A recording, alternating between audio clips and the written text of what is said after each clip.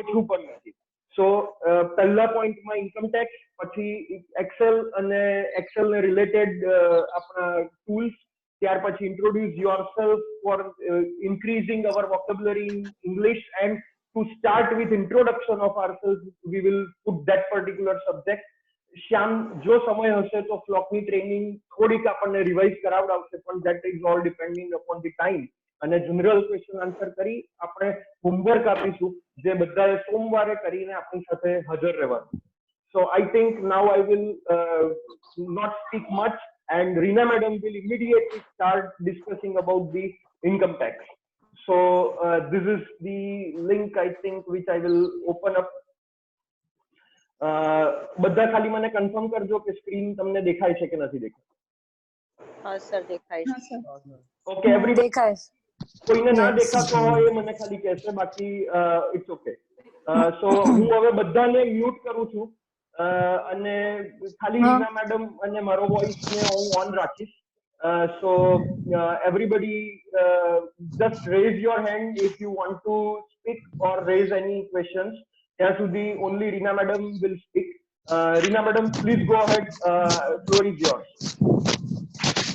Just hold on. I am just muting all, and then I need to just unmute Reena madam. So wait for a minute.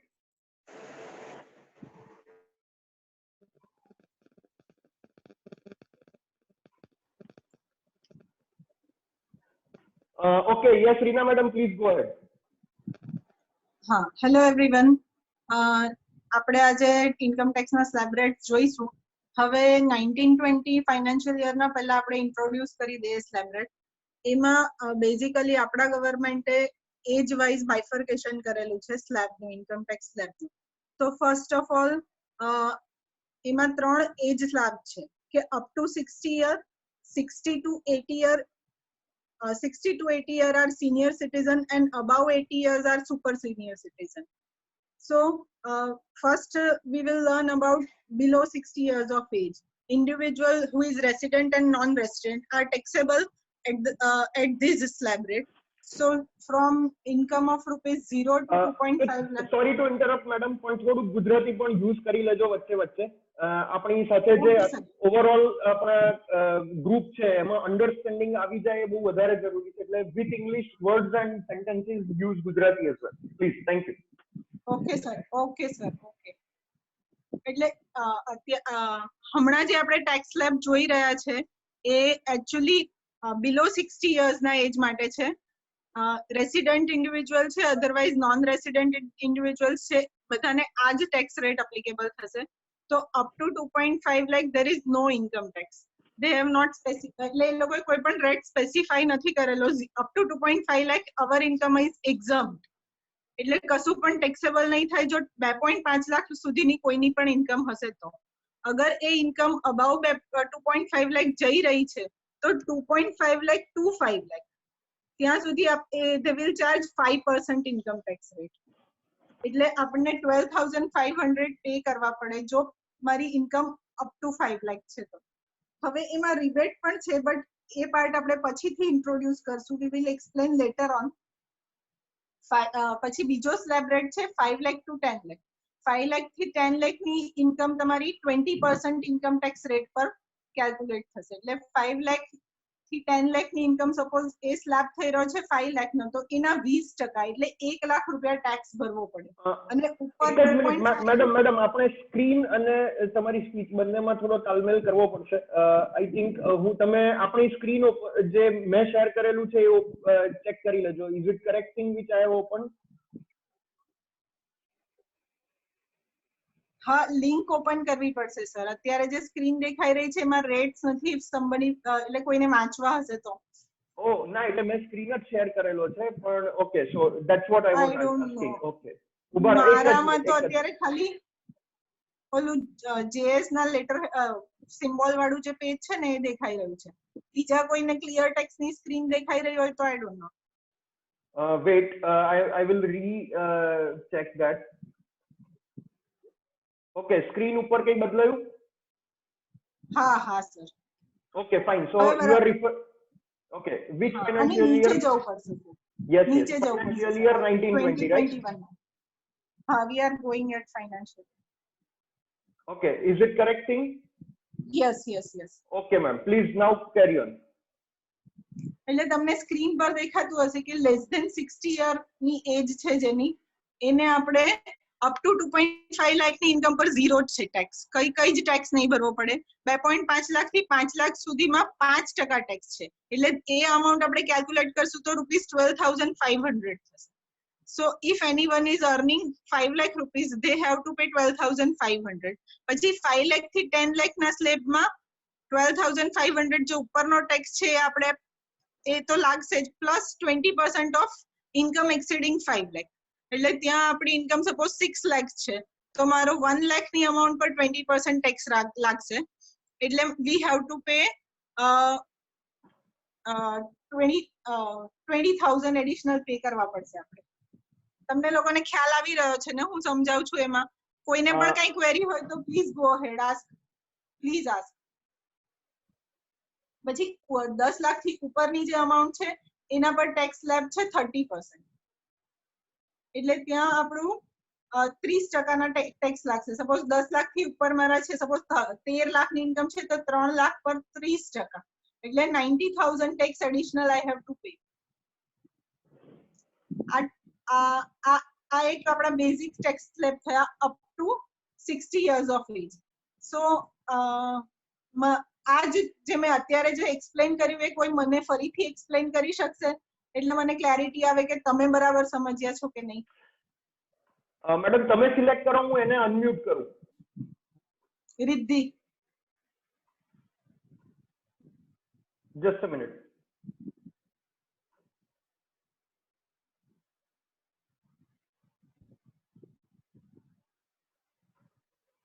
Yes, I have Hello. unmuted her. Yes, Riddhi, you can speak now. Individual and HUF below the age of 60 years હોય એટલે કે up to 2,50,000 હોય એની salary તો non taxable આવશે. Right. 2,50,000 to 5 lakhs હોય તો 5% total income પર increase એટલે 2,50,000 રહેશે એનું. રાઈટ. 5 lakh to 10 lakhs જો એની નું ઇન્કમ હશે તો એના પર પ્લસ 20% ઇન્કમ એક્સેસ થશે. અને તમે જે રીતે કીધું કે અને 10 લાખ ની 10 લાખ કરતા ઉપર હશે તો એના પર 30% રાઇઝ કરીને જે પણ ટોટલ થાય એના પર ટેક્સ એટલું taxable. Okay okay, I think બધાને હવે ખ્યાલ આવી ગયો હશે ને, તો we shall go ahead. Okay. Yes, madam. What do you want on the screen now? Yes sir, હજી એટલે એક એક્ઝામ્પલ એક્સપ્લેન ના કરવો હોય તો વી કેન ગો ડાઉન. હજી નીચે હશે 3 લાખ વાળો સ્લેબ આવશે. હા, Yes, yes. તો પહેલા બધા ટેક્સ રેટ જ લઈ લઈએ પહેલા. રાઈટ. સી હવે જે અબાઉ 60 years ઓફ એજ છે પણ બિલો 80 years છે, they are defined as senior citizen. તો સિનિયર સિટીઝન માટે ટેક્સ સ્લેબ એ લોકોએ અલગથી ડિફાઇન કરેલા છે. આઈડિયલી આપણા જે ટેક્સ સ્લેબ છે એ જ ટેક્સ સ્લેબ છે, બટ એમને લિમિટ જે 2.5 લાખ ની હતી એ ઇન્ક્રીઝ કરીને 3 લાખ કરી છે. તો એની senior citizen who is earning up to 3 lakh, they don't have to pay any tax. એટલે 3 લાખ સુધી જો કોઈ પણ 60 to 80 years ના સ્લેબમાં હશે એમને કશું પણ ટેક્સ ભરવાનો નથી. પછી 3 થી 5 લાખમાં આપણે જશું તો 5% tax they have to pay. Same 2.5 to 5 lakh નો જે સ્લેબ હતો એ જ સ્લેબ છે, 5% ટેક્સ રેટ છે, પણ એને 3 to 5 કર્યું છે. એવી જ રીતે 5 to 10 છે જેમાં 20% છે, ને અબાઉટ 10 છે તો 30% છે. તો આઈડિયલી જે સિનિયર સિટીઝન છે એ લોકોને એડિશનલ 50,000 નું બ્રેકેટ એક્ઝમ્પશન મળે છે. 3 લાખ 2.5 ને બદલે they are considering it as a 3 lakh.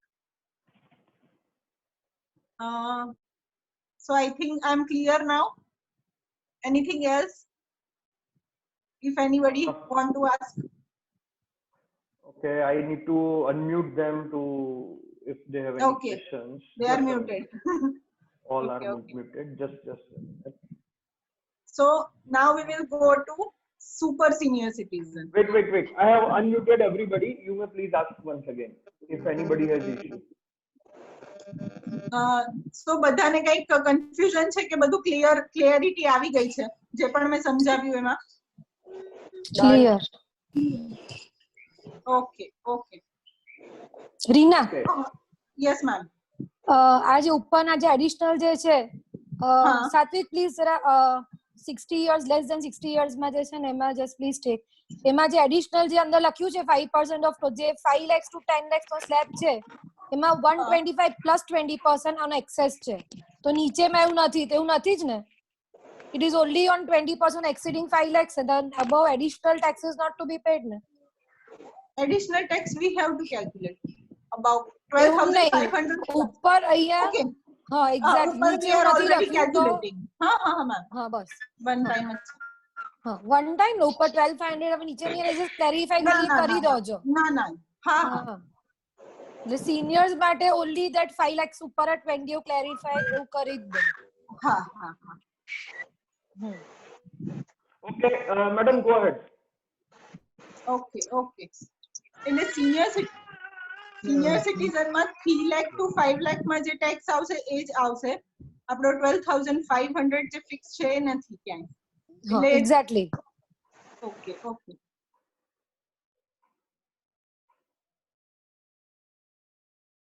Slab same જ રાખ્યો છે but up to 5 lakh if they are earning they don't have to pay anything above 80 years of age. So 5 lakh to 10 lakh 20% and above 10 lakh 30%, same as above. But screen is not there. ના screen હજી ની screen નથી, સરને કેવું પડશે. Sir ઉપર કેવું પડશે હજી ઉપર. Yes sir, below. Bus below, one down. Bus this one. આજ બરાબર છે ને? જોઈ શકતા હશો 80 વર્ષની ઉપરના લોકો માટે ઇન્કમ અપ ટુ 5 ના સર આની નીચેની અપ ટુ 5 વાળી આની સ્ક્રીન હજુ વન ડાઉન. હવે સુપ સિનિયર હજુ વન ડાઉન. હજુ ના this one done. Super senior આવી ગયું રીના? હા બરાબર છે મેડમ. અરે હજુ ઉપર. હા એટલે આજ એક્સપ્લેન કરું છું હું. બસ આ થઈ ગયું. ઓકે એટલે 3 સ્લેબ આઈડિયલી ઇન્ડિવિડ્યુઅલ અને HUF માં છે. એક તો બિલો 60, 60 to 80 and above 80. એટલે 3 વસ્તુમાં ખાલી બાયફર્ગેશન એટલું જ છે કે અપ ટુ 60 યર્સ માટે 2.5 લાખ ની લિમિટ છે, અબાવ 60 યર્સ માટે 3 લાખ ની લિમિટ છે અને અબાવ 80 યર્સ માટે 5 લાખ ની લિમિટ છે. બાકી બધા જે ટેક્સ સ્લેબ છે 5 to 10, 20% and above 10, 30% that remains same. So I think આટલું બધાને ક્લિયર છે. યસ. હવે જે આ ટેક્સ કેલ્ક્યુલેટ થાય છે એના પર 4% એજ્યુકેશન સેસ એ લોકો ચાર્જ કરે છે એટલે એ એડિશનલ આપણે ટેક્સ પર પે કરવી પડશે. અને પછી ઇન્કમના સ્લેબ્સ એ લોકો ડિફાઇન કરેલા છે કે જેમાં સરચાર્જ લાગશે. એટલે main intention of government is that કે if someone who is earning more they can pay more. એટલે આઈડિયલી ગવર્મેન્ટે ટેક્સની ડિઝાઇન આપણું સ્ટ્રક્ચર એ રીતે ડિફાઇન કરેલું છે કે જે પણ વધારે કમાય છે એ લોકો વધારે પે કરે અને જે ઓછા કમાય છે એને બને એટલું એક્ઝમ્પશન ગવર્મેન્ટ પ્રોવાઈડ કરે. એ ઇન્ટેન્શન પ્રમાણે આ ટેક્સ સ્ટ્રક્ચર ડિઝાઇન થયેલ છે. હવે આ જે સ્ક્રીન તમને દેખાઈ રહી છે ઇન્કમ લિમિટ છે અને એના પર સરચાર્જ છે. Surcharge is rate that will be applied on income tax. એટલે સપોઝ આપણે ઇન્કમ ટેક્સ ની કોઈ અમાઉન્ટ ડિરાઈવ કરી છે જે આપણી 5 લાખ થઈ રહી છે, 6 લાખ થઈ રહ્યો છે ટેક્સ, તો એની પર 10%, 15%, 25% એવી રીતે સરચાર્જ લાગશે. એટલે અહીંયા જો ઇન્કમ એક્સીડ થતી હોય જેની 50 લાખ થી વધારે અને 1 કરોડ થી ઓછી એના પર 10% નો સરચાર્જ છે. પછી અબાવ 1 crore to 2 crore there is a 15% surcharge. પછી 2 કરોડ થી 5 કરોડ પર 25% સરચાર્જ અને 5 કરોડ થી ઉપરના પર 37% સરચાર્જ. આ ડિફાઇન કરેલા છે. આ જેની હાયર ઇન્કમ છે એ લોકોને જ એપ્લિકેબલ થશે. So we have to be careful કે જ્યારે બી ટેક્સ કેલ્ક્યુલેટ કરીએ તો એની ઇન્કમ આપણે એ ઇન્કમ પર ઇન્કમ ટેક્સ તો સ્લેબ અપ્લાય કરી દઈશું, પણ સરચાર્જ સ્કીપ ના થઈ જાય. એટલે જ્યારે પણ 50 લાખ થી અબવ ઇન્કમ જશે તો આપણને ક્લિક થવું જોઈએ માઇન્ડમાં કે નહીં, સરચાર્જ આ લોકોને ભરવાનો છે તો એડિશનલ ટેક્સ લાગશે. આ બધું ક્યારે ઇમ્પોર્ટન્ટ છે? જ્યારે આપણને કોઈ ટેલિફોનિક કન્વર્સેશનમાં પૂછે કે મારી આટલી ઇન્કમ છે, તમારો કેટલો ટેક્સ આવશે, તો ત્યારે આપણે આ વસ્તુ બહુ ઇમ્પોર્ટન્ટ છે કે જે સ્કીપ ના થવી જોઈએ. Obviously it is for high income earners, but still it's very important. પછી છે આપણે જઈએ આગળ તો કંપની અને પાર્ટનરશિપ ફર્મ ના ટેક્સ સ્લેબ પર. પાર્ટનરશિપ ફર્મ આઈ થિંક આમાં ડોમેસ્ટિક કંપની જ છે સર, ડાયરેક્ટલી પાર્ટનરશિપ ફર્મ નું સ્પેસિફિકલી એ લોકોએ નથી ડિફાઇન કરેલું. લગભગ કંપનીઝ જ છે આમાં. હા એટલે કંપનીઝ ડોમેસ્ટિક પાર્ટનરશિપ ફર્મ અત્યારે એ લોકો 30% ટેક્સ બ્રેકેટમાં આવે છે. they are charging tax at flat 30%. So partnership ના કેસમાં રેમ્યુનરેશન, ઇન્ટરેસ્ટ એ બધું ડિડક્શન થઈ જાય. પછી જે ફર્મ નો પ્રોફિટ આવે એના પર 30% ટેક્સ લાગે છે. હવે ડોમેસ્ટિક કંપનીમાં અગેન એ લોકોએ ટર્નઓવર ડિફાઇન કરેલા છે અને ટર્નઓવર પ્રમાણે એ લોકોએ એક ટેક્સ સ્લેબ ડિફાઇન કરેલો છે. જેવું આપણે ઇન્ડિવિજ્યુઅલમાં ઇન્કમ ડિફાઇન કરેલી છે કે આટલા ઇન્કમ પે પર આ ટેક્સ, તો એવી રીતે અહીંયા ટર્નઓવર એટલે સેલ્સ, એમની ગ્રોસ ઇન્કમ જે છે જેના પર invoicing they are raising A turnover છે. તો જેનું ટર્નઓવર 400 કરોડ થી નીચે છે એ બધાને 25% ટેક્સ ભરવાનો છે. In case of domestic company એટલે જે આપણી ઇન્ડિયન કંપનીઝ છે પ્રાઇવેટ લિમિટેડ એના માટેના આ સ્લેબ રેટ છે. તો એ 25% ટેક્સ ભરવાનો છે એમને. પછી એમાં ફરીથી 400 કરોડની ઉપર છે તો એ લોકોને 30% ના સ્લેબ રેટમાં જતા રહે છે. 30% ટેક્સ બ્રેકેટ છે. અને આ જે છે 115 BA અને BAA એ આપણે નેક્સ્ટ સેશનમાં લઈશું વધારે ડિટેલમાં જોવા માટે. રાઈટ અત્યારે એની રિક્વાયરમેન્ટ નથી. Right. Okay, so I think હું બધાને ફરીથી અનમ્યુટ કરું છું. Let's have one quick round of questions. I think Saddam, madam, I will now ask everybody because about this particular chart, whether we are all clear with or not. So Saddam, Yes, sir. tax rate clear છે? Yes પપ્પા. મારું તમને એ suggestion છે કે સૌથી પહેલા income tax માટેની income, net income, taxable income એની ક્લેરિટી બહુ જરૂરી છે, કારણ કે પર્સન્ટેજ દરેક જગ્યાએ ડિફર થાય છે. દાખલા તરીકે અહીંયા આગળ એની નેટ ઇન્કમ ઉપર એને ટેક્સ ઉપર ટેક્સ આપવાનો છે કે આપણે સરચાર્જ આપીએ છીએ. નહીં, એ બધાને પપ્પા અહીંયા જે છે બધાને બેઝિકલી ખ્યાલ છે TDS કેલ્ક્યુલેશન ને લીધે, પણ તમારી વાત સાચી છે. પણ અત્યારે આ ગ્રોસ ટોટલ ઇન્કમ ની જ વાત થઈ રહી છે. So what income we are considering is only the gross total income. એટલે એક જ ઇન્કમ એક જ છે જેના પર આ ગણતરી થઈ રહી છે. ખાલી મેડમ તમે એજ્યુકેશન સેસ તેના પર લાગે છે, સરચાર્જ તેના પર લાગે છે, એક વખત ક્લિયર કરી દો. એટલે I think as a layman પપ્પા જ્યારે સાંભળી રહ્યા છે ત્યારે he is having that confusion, so it is better if we can repeat. Education cess જે 4% લાગી રહી છે એ લોકો આપણો જે ઇન્કમ ટેક્સ આપણે જે કેલ્ક્યુલેટ કરશું ઓન અવર પ્રોફિટ એના પર they will charge 4% education cess. Right. અને સરચાર્જ જે આખું ટોટલ થશે આપણું ટોટલ જે ટેક્સ આવશે after calculating after adding education cess એ અમાઉન્ટ પર surcharge calculate. Okay, good. Okay Saddam, તમને ટેક્સ રેટ પર ક્લિયર છો? સદ્દામ? ઓકે દીપ, તમને ટેક્સ ક્લેરિટી આવી ગઈ છે ફાઇનાન્શિયલ યર 19-20 ના ટેક્સની ક્લેરિટી, ટેક્સ સ્ટ્રક્ચરની? કારણ કે આપણે જ્યારે ડેટા કલેક્શન આપણે કરતા હોઈએ છીએ ત્યારે સેલરીનો 24Q નો જે ડેટા છે આપણો, એની અંદર હવે જે ક્વાર્ટર 4 માં મેજર વર્ક કરવાનું છે આ ટેક્સ રેટને ધ્યાનમાં રાખીને આપણે કરવાનું છે.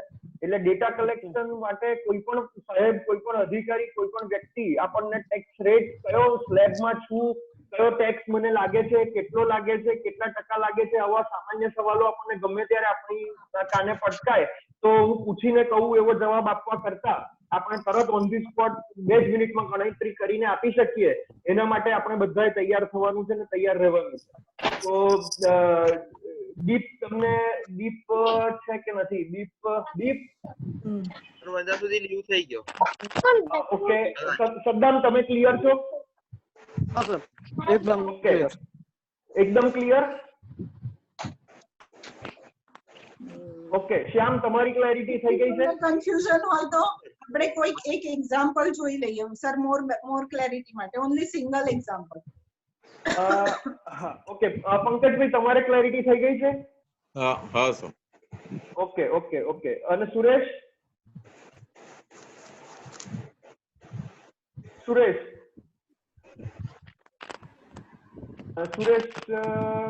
આઈ થિંક એમનો અવાજ આવી નથી રહ્યો મને. ઓકે, પછી સુરેખા, આર યુ ક્લિયર? હા સર. Okay, good. દર્શનભાઈ? હા સર. ઓકે, સો આવતીકાલે હું આપણે એક પર્ટિક્યુલર ક્વેશ્ચનર આઈ થિંક ક્યાંક રીના મેડમ લખી રાખજો તમારું હોમવર્ક. આપણે સ્લેબ રેટના રિલેટેડ ક્વેશ્ચન્સ બનાવી અને વી વિલ પુટ બિફોર ધેમ. આપણે ટોટલ 3 સવાલ આપીશું. એમાં ફાઇનાન્શિયલ યર 19-20 માટે 3 ઓપ્શન્સ આપણે આપીશું, એટલે 3 ક્વેશ્ચન્સ આપીશું, અને ફાઇનાન્શિયલ યર 2021 માટે 3 ક્વેશ્ચન્સ આપીશું.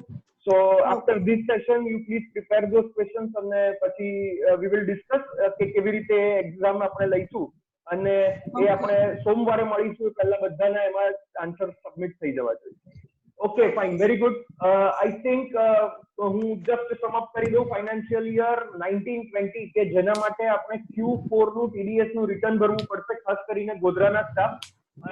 જે લોકોના એડવાન્સ ટેક્સ અથવા TDS ના કેલ્ક્યુલેશન ઓલરેડી ડિપાર્ટમેન્ટે કરી અને કામ પતાવી દીધેલું છે, કાં તો TDS ભરવાનો અત્યારે બાકી હશે છેલ્લા મંથનો, અથવા ભરાઈ ગયો હશે, પણ એ ડેટા આપણી પાસે આવશે પછી આપણે આખા વર્ષનું એમનું કમ્પ્યુટેશન ફોર્મ 16 જનરેટ કરાવવા માટે અને Q4 નું રિટર્ન ભરવા માટે 24Q માં આપણે ભરવાનું. તો એ વખતે જે એમની સેલરીના બધા કોમ્પોનન્ટ પછી ATC ના ડિડક્શન પછી એક્ઝમ્પશન વગેરે ગણાયા પછીની જે ફિગર છે એ ફિગર ઉપર આ પર્ટિક્યુલર ટેક્સ રેટ અપ્લાય કરવાનો છે. કારણ કે જે એમ્પ્લોઈઝ છે બધા 60 વર્ષની નીચેવાળા છે, એટલે 60 વર્ષની નીચેવાળા દરેક વ્યક્તિ માટે ગ્રોસ ટોટલ એમની જે ઇન્કમ બનશે એ ગ્રોસ ટોટલ ઇન્કમ ઉપર આપણો ટેક્સ રેટ અપ્લાય થશે સ્લેબ રેટ પ્રમાણે, અને એ સ્લેબ રેટ પ્રમાણે 2,50,000 થી 5 લાખ ની વચ્ચે 5%, પ્રોવાઇડેડ એમની ગ્રોસ ટોટલ ઇન્કમ 5 લાખ થી વધારે છે તો, જો ઓછી છે તો 87 એનું રિલીફ મળશે. હવે જો 5 લાખ થી વધારે છે તો પહેલા એ 2.5 લાખ રૂપિયા પર 5% જ ટેક્સ લાગશે. બીજા 5 લાખ થી 10 લાખ ની રેન્જ ઉપર આઈ થિંક 7.5 ને મેડમ? હા ના સર, ઓકે, તમે 2021 નું કહી રહ્યા છો?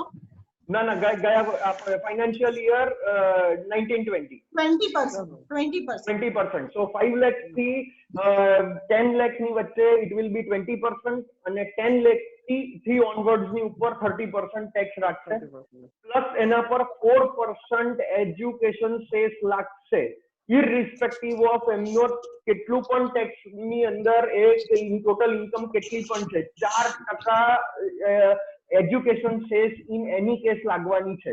એટલે એ કેલ્ક્યુલેશન ની અંદર કોઈ કારણોસર આપણે ભૂલી જઈએ અથવા ગણતરીમાં ના લેવાય એ વસ્તુનું આપણે ખાસ ધ્યાન રાખવાનું છે. એનું નામ છે additional 4% health and education cess. એટલે એ ખાસ રહી ના જાય. અને ત્યાર પછી જો એમાં કદાચ એ લોકોની ઇન્કમ, કોઈ પણ એમ્પ્લોયીની ઇન્કમ આપણી પાસે એવી આવે કે જે ખૂબ જ વધારે હશે તો એમાં સરચાર્જ ટેક્સ છે, સરચાર્જ નો ટેક્સ જે લાગશે એ લાગશે આપણા બેઝિક ટેક્સની વેલ્યુ પર. ટેક્સ જે લાગ્યો હશે બિફોર એજ્યુકેશન સેસની જે વેલ્યુ હશે એના પર, રાઈટ મેડમ? હા સર. ઓકે, તો એમાં જો 50 લાખ થી ઉપર હશે અને 1 કરોડ થી નીચે હશે કોઈકની સેલેરી, તો એને 10% ટેક્સ ની ઉપર બીજા 10%, એટલે ધારો કે 5 લાખનો ટેક્સ લાગ્યો હશે તો એના પર બીજા 10%, એટલે બીજા 50,000 રૂપિયાનો એમને ટેક્સ લાગશે. વોટેવર જે ટેક્સ હશે એના 10%, એટલે 5 લાખના 10% 50,000 રૂપિયા. જો કરોડ રૂપિયાથી 2 કરોડની વચ્ચે એમની ગ્રોસ ટોટલ ઇન્કમ આવતી હશે તો એ જે કંઈ પણ ટેક્સની વેલ્યુ હશે એના 15% બીજ લાગશે. જો 2 કરોડ થી ઉપર હશે તો એના પર 25% લાગશે અને 5 કરોડ થી ઉપર હશે તો 37% લાગશે. આ ટકા અપ્લાય થાય છે ટેક્સની અમાઉન્ટ પર, જ્યારે ટેક્સ રેટ આપણે અપ્લાય કરીએ છીએ તેના પર ઇન્કમ ઉપર, ગ્રોસ ટોટલ ઇન્કમ ઉપર.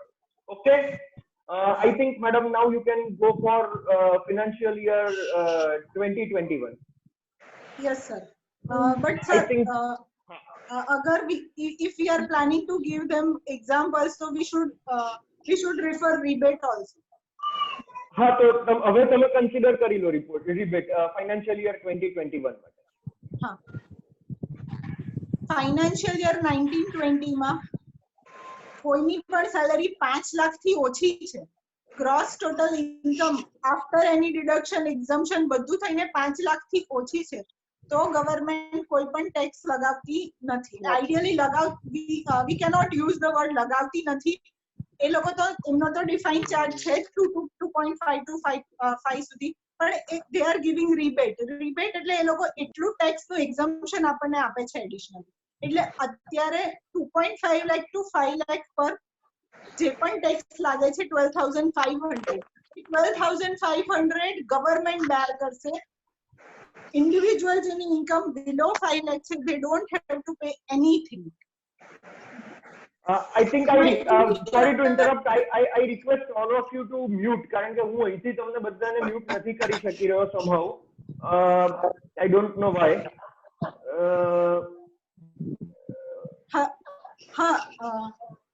બધાને ક્લિયર થયું કે અપ ટુ 5 લાખ હશે તો 12,500 ની રિબેટ આપણને મળશે, એટલે ટેક્સ કાંઈ પણ પે કરવાનો નહીં આવે. એટલે મારી અગર ઇન્કમ છે 5 લાખ, હા 5 લાખ પ્લસ 100 રૂપીસ પણ મારી એડિશનલ ઇન્કમ છે, તો મારે 12,500 પણ પે કરવા પડશે, પ્લસ મારે 4% એજ્યુકેશન સેસ પણ પે કરવી પડશે. પણ મારી ઇન્કમ 5 લાખ છે અથવા 5 લાખ એટલે 4,90,000 છે, 4,90,900 છે, તો મારે કાંઈ પણ ટેક્સ નથી ભરવાનો. એની મને 12,500 પ્રમાણે જે પણ વિધિન 12,500 જે પણ અમાઉન્ટનો ટેક્સ આવતો હશે એની રિબેટ ગવર્મેન્ટ આપણને આપી છે. એટલે ગવર્મેન્ટનો ઇન્ટેન્શન એ છે કે up to 5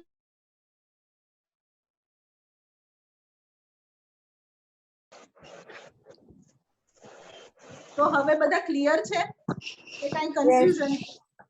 no. Okay madam, financial year 2021 માટે આગળ વધો. ઓકે, ફાઇનાન્શિયલ યર 2021 જો તમે ઉપર વાંચી શકતા હોય તો એ લોકો લખે છે કે new tax regime. New tax regime એટલે આ વર્ષે એ લોકોએ એવું ઓપ્શન આપ્યું છે કે હું 1920 ના ફાઇનાન્શિયલ યરના જે ટેક્સ રેટ છે એ પણ અપ્લાય કરી શકું અથવા 2021 ના ઓપ્ટ કરી શકું. આઈડિયલી 2021 ના રેટ્સ અહીંયા એ લોકોએ ડિફાઇન કરેલા છે, જે તમને અપેરેન્ટલી જોતા લાગશે કે લાસ્ટ યરની કમ્પેરમાં ઘણા ઓછા છે. તો આપણે પહેલા એને રિફર કરી લઈએ, પછી ફર્ધર એડિશનલ જે છે હું તમને સમજાવું છું. તો એમાં 2.5 લાખ સુધી કોઈ પણ ટેક્સ નથી ભરવાનો.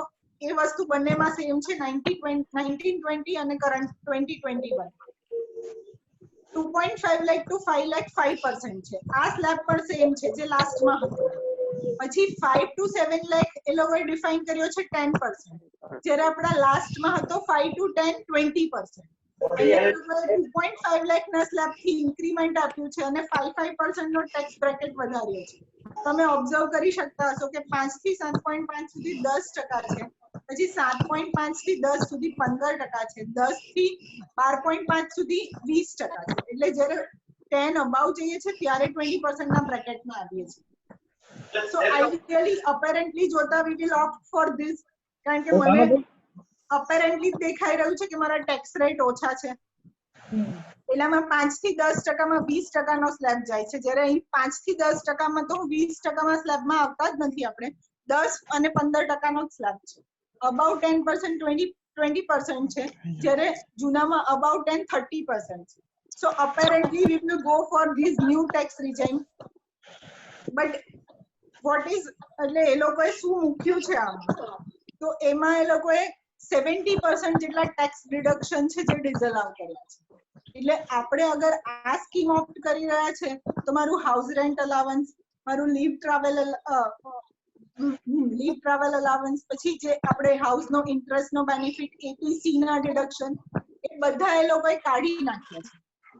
એટલે એનો બેનિફિટ મને આ ટેક્સ સ્લેબમાં જઈશ તો નહીં મળે. એટલે આઈડિયલી વર્કિંગ જોઈએ 1920 કે 2021 તો ગવર્મેન્ટે ખાલી પેલું કહેવાય ને કે old wine in a new bottle એના જેવું છે. એ લોકોએ ખાલી પેલું સ્ટ્રક્ચર ચેન્જ કર્યું છે ઈઝી બનાવવા માટે અને સિમ્પ્લિફાઈ બનાવવા માટે, કારણ કે ઘણા બધાને પેલું કન્ફ્યુઝન હોય કે એટીસી માં ચેપ્ટર 7 માં કયા કયા ડિડક્શન મળશે, કઈ ઇન્કમમાં મને એક્ઝમ્પશન મળે છે, કેટલા અલાવન્સીસ મળે છે, એ બધું કન્ફ્યુઝન ને કેલ્ક્યુલેશન અવોઇડ કરવું હોય તો આ ટેક્સ સ્લેબમાં જઈ શકાય. એટલે અહીંયા એ બધા એ લોકોએ નીચે તમે રિફર કરશો. સર એક મિનિટ ડાઉન સ્ક્રીન લો ને 1 પેજ. હજી Here they have defined કે leave travel allowance conveyance ઉપર ફર્સ્ટ જે હતું એ જ સર.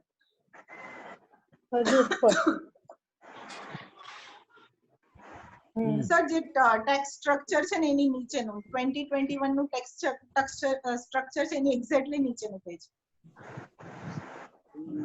બસ હાલ ચિલ્ડ્રન અલાવન્સ થોડુંક ઉપર લેવું પડશે. હા બસ જો અહીંયા તમે રીડ કરી શકતા હશો કે એ લોકોએ એક્ઝમ્પશન ને ડિડક્શન જે છે એ આપણે જતા ફરગો કરવાના છે. બસ this is the page sir. Leave travel conveyance, helper allowance, professional tax, standard deduction, even આ જે બધું આપણે ઓલરેડી ક્લેમ કરી રહ્યા છે જૂના ટેક્સ રિજીમમાં. ચેપ્ટર મેજર છે 1.5 લાખ નું ડિડક્શન જે આપણને ચેપ્ટર 6 માં મળે છે, એ બધું એ લોકોએ કહ્યું છે કે we can not claim if we opt for 2021 tax slab. અગર આપણે 2021 ના જે ડિફાઇન કરેલા ટેક્સ બ્રેકેટમાં જઈએ છે તો આ જે બધા ડિડક્શન એક્ઝમ્પશન છે that we can not claim. એટલે આઈડિયલી જો તમે બંને રીતે વર્કિંગ કરીને જોશો તો આઈ ડોન્ટ થિંક કે there is a difference, major difference in tax. એટલે ગવર્મેન્ટના પોકેટમાં તો જે રેવન્યુ જવાની છે એ જ જવાની છે, ખાલી લેમેન ને એવું લાગશે કે ટેક્સ બ્રેકેટ રિડ્યુસ થયા છે.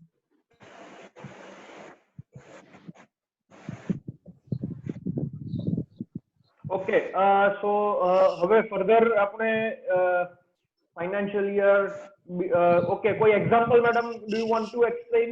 તો હું એ ઓપન કરું. હા sir I think I am done. I am done. Okay, very good. Thank you so much, madam. I think 2021 ના જે રેટ છે આપણા નેક્સ્ટ યર ના એડવાન્સ ટેક્સ ના કેલ્ક્યુલેશન ના પર્સપેક્ટિવ થી આપણે જાણવાના બહુ જરૂરી છે, કારણ કે હવે ચાલુ વર્ષે એપ્રિલ મહિના ઓનવર્ડ્સ થી જ્યારે આપણે ટીડીએસ માટે આપણને કઈ ગણતરી માટે કોઈ પણ ક્વેશ્ચન્સ આવશે અને આપણા ગવર્મેન્ટ ઓફિસીસ ના સ્ટાફ કે કોઈ પણ આપણા ક્લાયન્ટ્સ પાસેથી પૂછવામાં આવશે ત્યારે આપણે વર્કિંગ આના બેઝિસ પર કરવાનું છે આ ચાલુ વર્ષ ઓનવર્ડ્સ થી. એટલે આપણે એ વખતે આઈડિયલી બંને બેઝિસ પર કરી લેવું જોઈએ ટુ રેકગ્નાઇઝ કે કયું એમને બેનિફિશિયલ છે, પણ આઈ ડોન્ટ થિંક એમને કાઈ ફરક પડશે.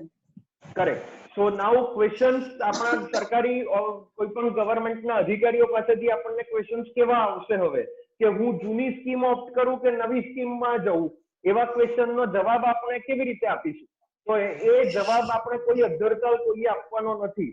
એમને સામે કેલ્ક્યુલેટર ઉપર ગણતરી કરી અને કહેવાનું કે તમારી આ ઇન્કમ ઉપર જૂના ટેક્સ રેજીમ પ્રમાણે આ ટેક્સ થાય છે, નવા ટેક્સ રેજીમ પ્રમાણે તમારો ટેક્સ આ થાય છે.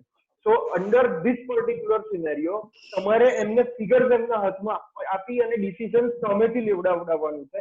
આપણે એમના ફેવરમાં ડિસિઝન લેવડાવવું જોઈએ એ આપણી ફરજ છે, પણ આપણે લેવું જોઈએ એ આપણી આદત છે જે ખોટી છે. આપણે જાતે અમુક વસ્તુઓના ડિસિઝન લઈ લેતા હોઈએ છીએ જે સારું છે કારણ કે આપણે એમના હિતમાં લઈએ છીએ, but we have to take the consensus. આપણે એમની પરમિશન અથવા એમની હકારાત્મક જવાબ મેળવવો ખૂબ જરૂરી છે. એટલે હવે આ વખતે ઘણા બધા એવા નવા દાખલા આપણી સામે આવશે કે વારંવાર અને અવારનવાર પ્રશ્નો જુદા જુદા ડિપાર્ટમેન્ટના જુદા જુદા એમ્પ્લોયી દ્વારા પૂછવામાં આવશે અને આપણો સમય ત્યાં ઇન્વેસ્ટ થશે કે હવે આમાં હું શું કરું, આ પૂછે છે. તો એ વખતે તમારે કોઈના પર ડિપેન્ડન્સી રાખવાની જરૂર નથી. તમારે એક વખત આપણે આનો મહાવરો આગળ જતા કરી લઈશું એક વખત કે આ પર્ટિક્યુલર ડિસિઝન લેવાનું આપણે કહીએ છીએ, હું સાચું કહું છું કે નહીં, એના માટે આપણે આપણી જાતને તૈયાર કરીશું. આજે આ ફર્સ્ટ સેશન છે કે જેની અંદર ખાલી ટેક્સ રેટ આપણે મહાવરો કરી રહ્યા છે. આગળ જતા સેકન્ડ સેશનની અંદર એ સેલરાઇડ વ્યક્તિના ટેક્સ કેલ્ક્યુલેશન ઉપર આપણે ડિસ્કશન કરીશું.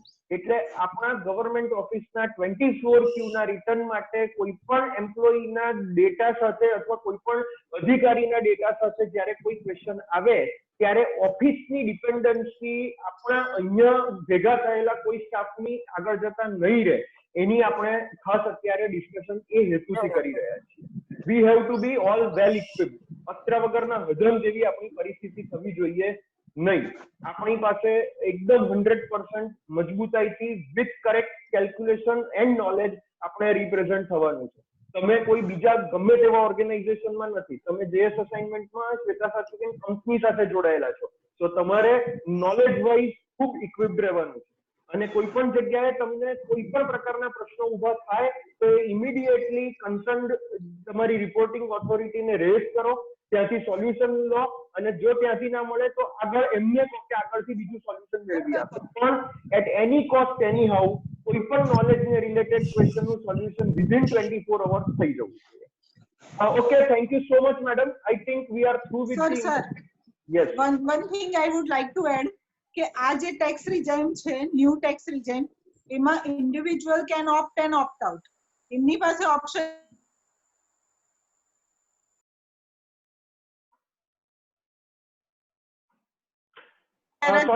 સોરી ફરી રિપીટ કરજો, મારાથી ભૂલથી બધા મ્યુટ થઈ ગયા હતા, પ્લીઝ.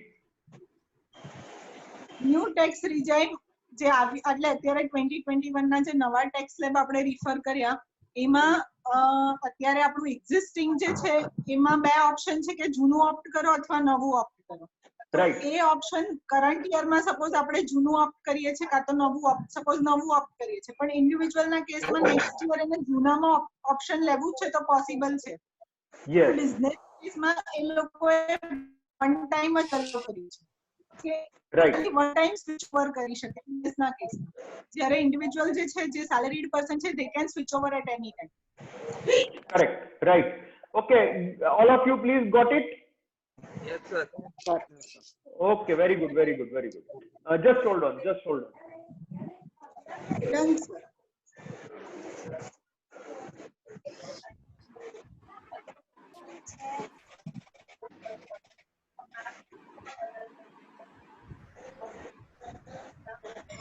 સર તમારું મ્યુટ થઈ ગયું છે. Okay, so now I think let's move on to the second part of what we wanted to do today. So this is now the another second phase which we will start. So that will be related to just hold on. Okay, fine. So income tax we are already through with. તમારા બધાના screen ઉપર હવે I think we are going for the another part which is related to introduce yourself, and I would like to ask Kunjan bhai to please unmute himself. I think he is there. Yes, okay. So Kunjan bhai, are you there? Yes sir. Okay, most welcome. So do we have Vaishali Didi today or you alone will be there? She may be connect after some time. Okay, very nice. Sir, now you please guide us further. Yesterday you took certain points related to introduce yourself, how that language English is important for us in communication. So now you please take us to the another level where અમારે બધાએ ફિલ્ડની અંદર જવાનું હોય છે, અમારે બધાએ ગવર્મેન્ટના ઘણા અધિકારીઓને મળવાનું હોય છે, અમારે ગુજરાતી ઇંગ્લિશની કદાચ ઘણી વખત એટલી જરૂર નથી પડતી, પણ અમારે અમારા પોતાના ઇન્ટ્રોડક્શન આપવાની ખૂબ સારી જરૂર પડે છે, કારણ કે એ અમારી ઇમ્પ્રેશન ઉપર ડિપેન્ડન્ટ છે. એ અમે જે રીતે અમે વાત કરીશું એ પ્રમાણે અમારી ઇમ્પ્રેશન પડશે, અને એ જ રીતે અમે બેટર રીતે કરીશું તો જ અમે એક સારી છાપ ઊભી કરી શકીશું. સો પ્લીઝ અમને હવે એના માટે ગાઈડ કરો. Yes, sir. ઓકે, સ્ક્રીન બધાને દેખાય છે? Yes, sir. ઓકે, હવે હું બધાને પાછો મ્યુટ કરું છું એક વખત. Sir, एक मिनट जरा वेट अ मिनट. खोलो लॉक खोलो मीटिंग में अंदर आ.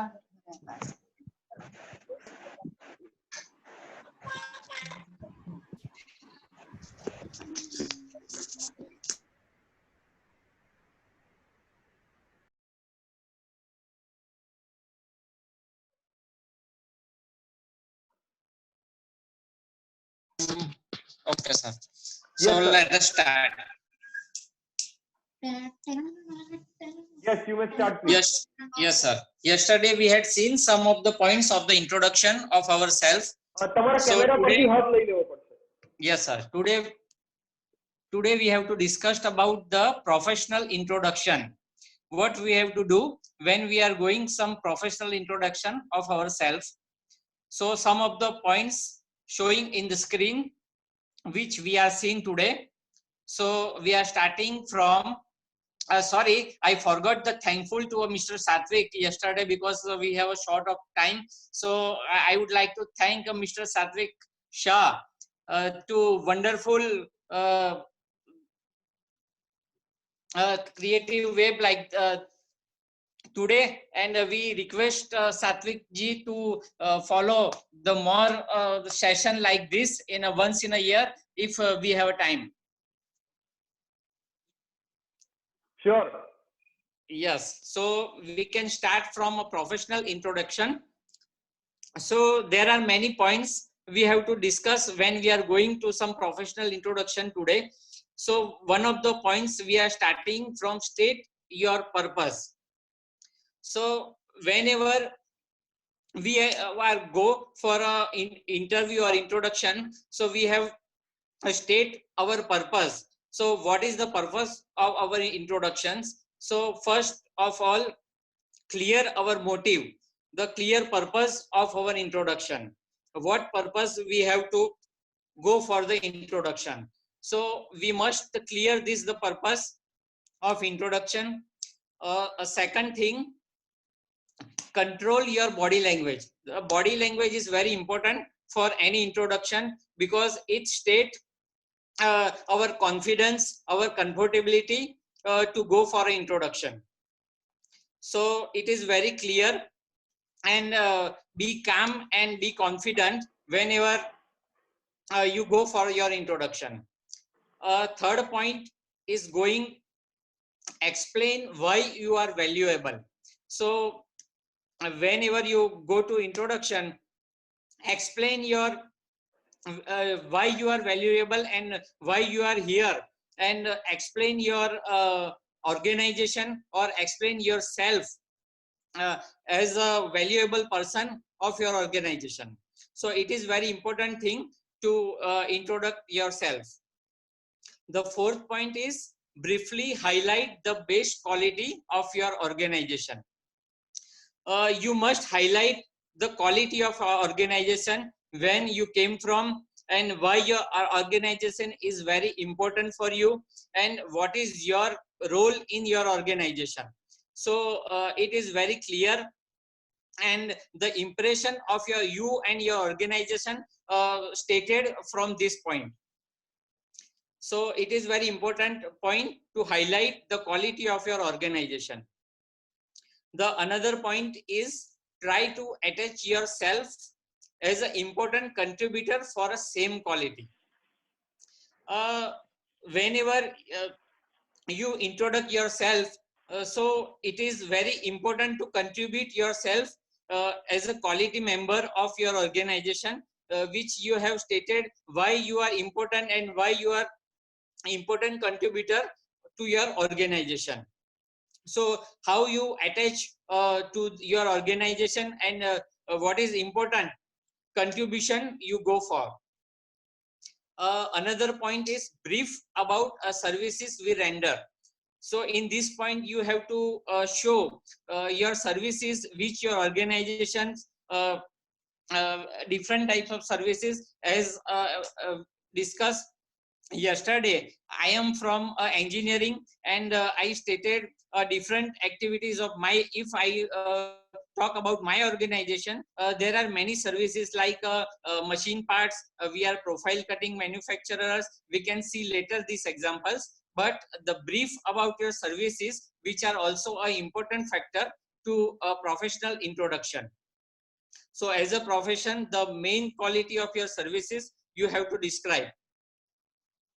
The next point, are you comfortable all? Everybody is muted, so I think they won't be able to reply, but everybody can say, show their thumbs up, please. Yeah, fine. Our next point is why you feel proud of the same. So this point, you have to show the importance and the main product and quality of your organization which you feel proud of your organization. So we can see in the next slide some of the points when we are feel proud of our organization. So next point is since how much time you are performing engaged. So this point shows your experience, the organization, your formation of organization since for example some of the organizations more than 40 years experience or like that. So how much time you performing engage in your organization, what is the importance of your time in the organization you are performing for that. So Satvik sir, next slide.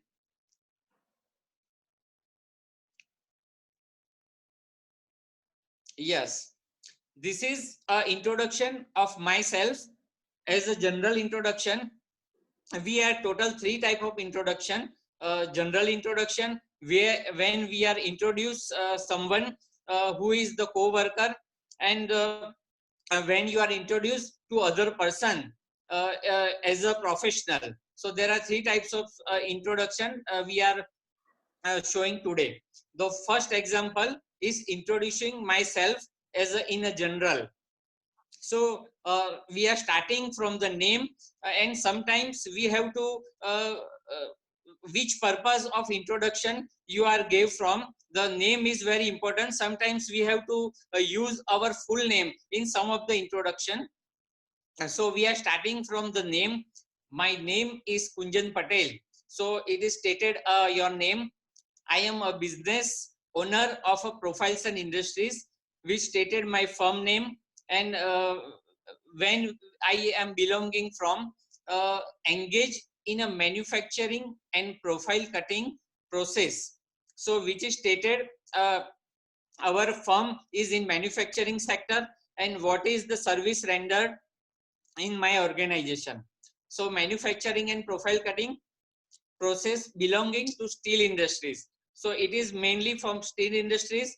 It is for me, and the service rendered of my organization is stated in this sentence. And we have automated process and machineries along with qualified team. So we have stated in this sentence there is the latest technology we used in our factory or business, and machineries along with qualified team. So we have a unique team, qualified team in our organization. So we have stated many of the data of this qualified team to operate the same to get the accurate and timely output. So this shows our commitment to our introduction and commitment to our consumer, or whichever whenever we are going to introduce ourselves. So accurate and timely output, it is stated our commitment to our customer. So we have been this business for more than 40 years. It is our goodwill. So how we are long in this business, and our commitment to people, this is stated our goodwill from our business. We have been in this business for more than 40 years. So next example.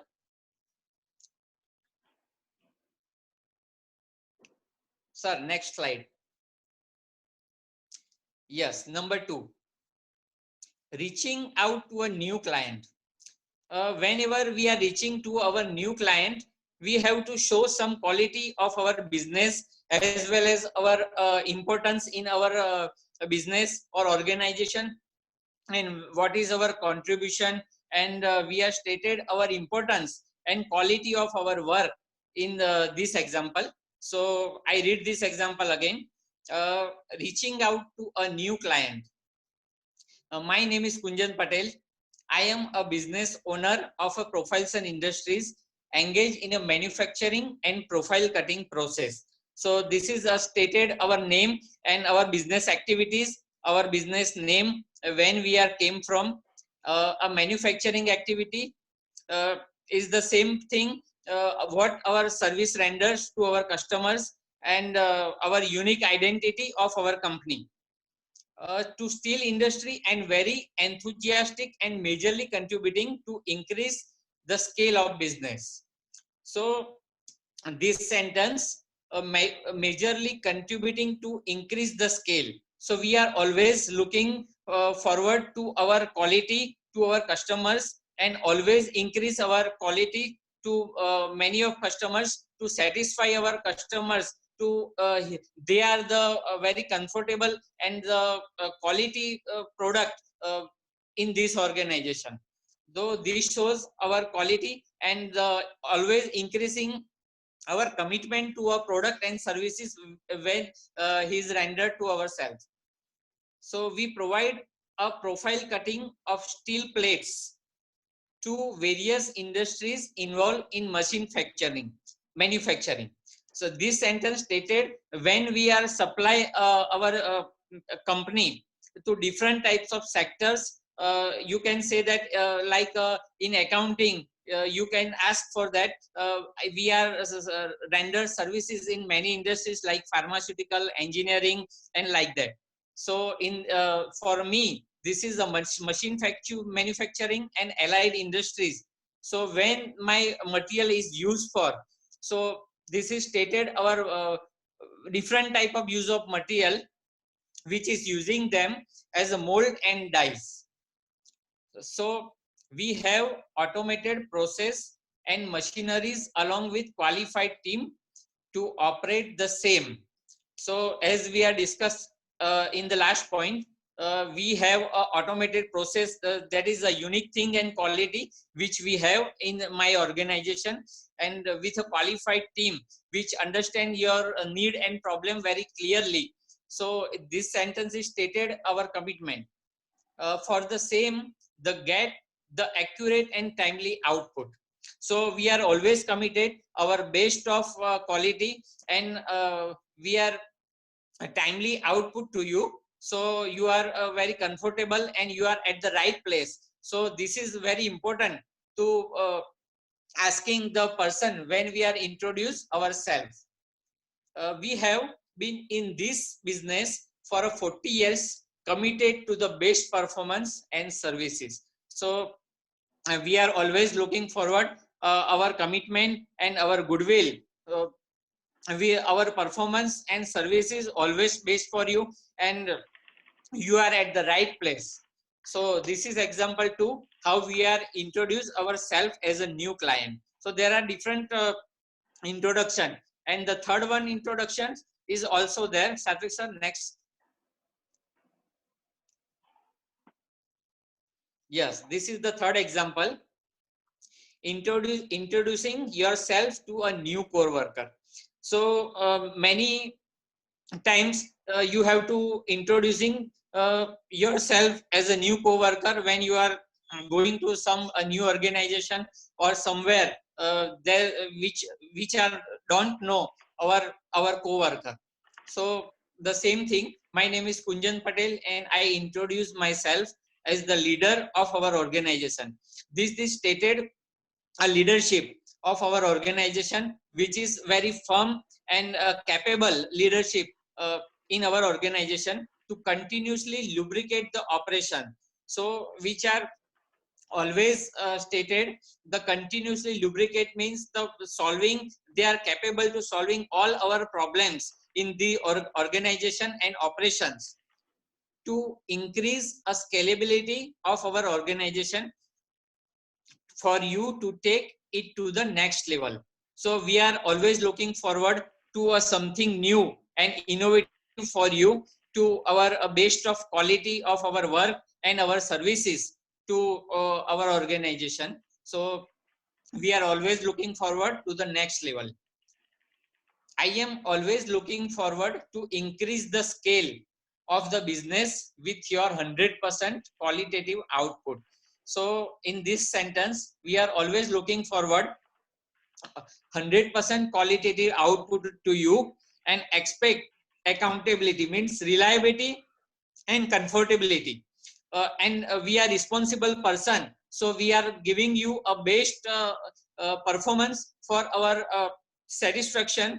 With satisfaction, this is called accountability and responsibility are performed by the each of one of us to build our team. So we are built as a team member, and we are always looking forward to a great response from you. So it is comfortable to our person to whom which are introducing ourselves. This is our family. So this is looks like a bonding of our unity of our organization. This is our family, and we have to play our roles to keep it united and growing.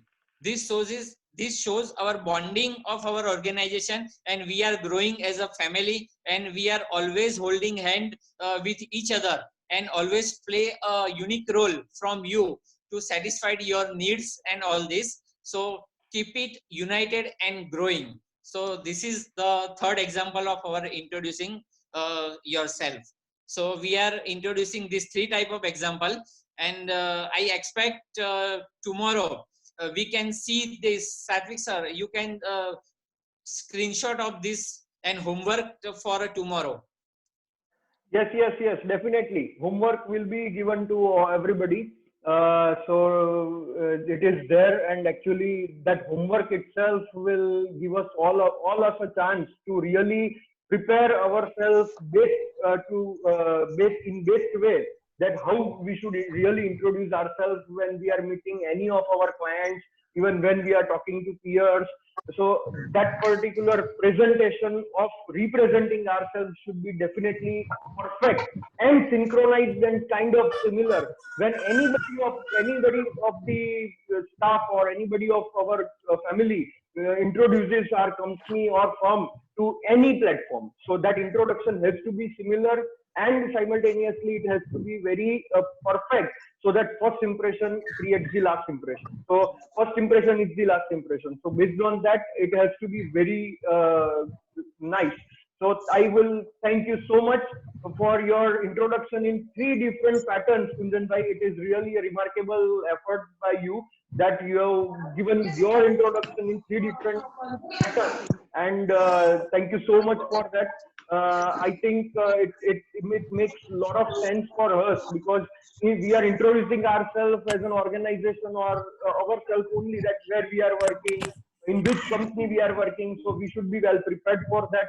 If we are meeting some client with government offices or any authorities or even professional clients also, then we should be ready with our one-liner, two-liner, three-liner or five-liner things, that what we are and what as a person when talking to somebody who is a client, then what role they are contributing to the organization, that has to be there. And when we are introducing to the peers, the government authority in terms of income department, in terms of GST department, or in terms of any other body, or even in the department itself or in the company itself, how we should introduce about ourselves. So I think all these three perspectives are really very important for us to get ready with and prepared ourselves. So for tomorrow there will be a homework for all of us, and it is a mandatory and compulsory homework.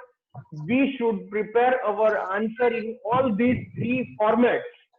Introduce yourself as in a general, introduce yourself before client, introduce yourself say to peers or the co-workers. So in all these three formats you have to write about that, what you will have a speech ready for yourself to introduce yourself along with your organization. So that will be a homework, and soon it will be posted on our WhatsApp group which we have created. So you just need to fill there. It will be kind of form which will be there. There will be 3 questions there, and you have to just write all 3 answers there. So please prepare well. Write on a piece of paper first. પહેલા કાગળમાં લખજો, વિચારજો. સૌથી પહેલા તો વિચાર્યા પછી કાગળમાં લખજો. અને કાગળમાં હું તમને આ શીટ પણ છે કુંજનભાઈ સાહેબે આપણને અત્યારે બતાડ્યું છે, એ ત્રણેય વસ્તુઓ પણ તમને મોકલી આપીશ તમારા રેફરન્સ માટે અને ગાઈડન્સ માટે. પણ મને તમારા બધા પાસેથી ઇન્ક્લુડિંગ માયસેલ્ફ આપણે બધા આપણું પોતાનું ઇન્ટ્રોડક્શન કેવી રીતે ઓર્ગેનાઇઝેશનની સાથે આપીશું એ એમાં આપણે આન્સર આપવાનો છે. તો thank you so much Kunjanbhai. Okay, it is 5:10 now.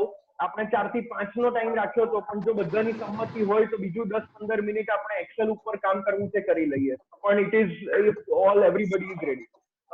Okay, please કોઈની ના છે? એનીબડી હુ સેઝ નો કે કરવું છે? મને કશેથી જવાબ નથી આવી રહ્યો. ટુમોરો. હા, કરીશ. કરીએ ને? સદ્દામ કરીએ? हाँ हाँ करिए सर. ओके, धर्मेश भाई. हाँ सर. ओके, दर्शन भाई.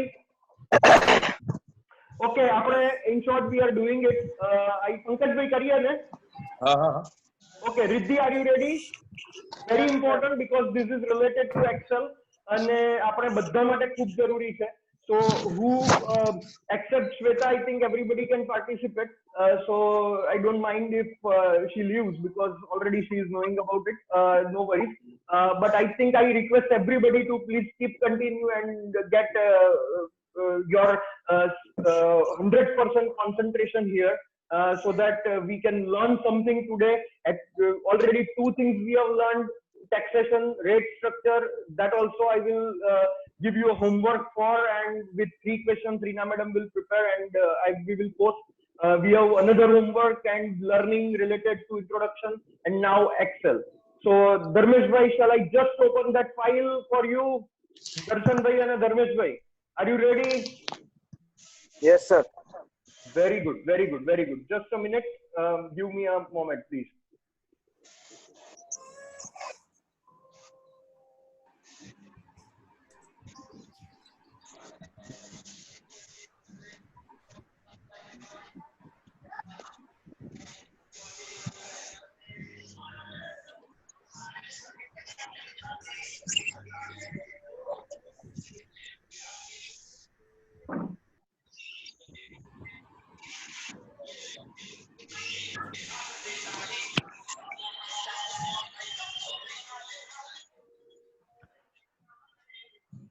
Okay, everybody can view some screen now. Yes. Yes. Okay, Yes, now yes. now I will just play that video. Darshan bhai and Dharmesh bhai. હા સર. હું પહેલા આપણે આ જનરલ ફોર્મેટિંગ ઉપરનો video તમે બતાડી દો. પહેલા તમે બ્રીફ આપી દો કે આજે આપણે શું કરવાનું છે. એ સ્ક્રીન પછી લાવી શકીશ. અત્યારે મેં ઓલરેડી આ એક સ્ક્રીન શેર કરી લીધો છે. ઉભા રહો, 1 મિનિટ તમને સ્ક્રીન આપું.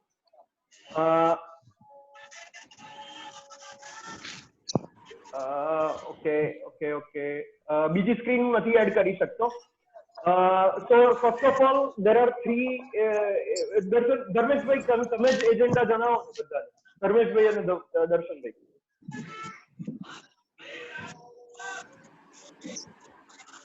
ધર્મેશભાઈ મ્યુટ છે. હા મ્યુટ છે.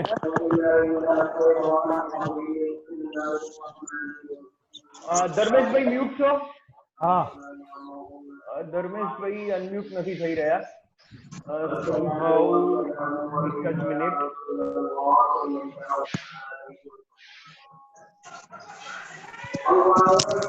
ઓકે, ધર્મેશભાઈ તમે મ્યુટ થઈ ગયા છો કદાચ. Dharmeshbhai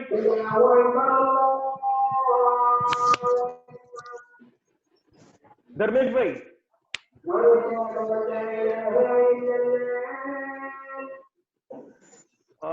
I think there is some issue.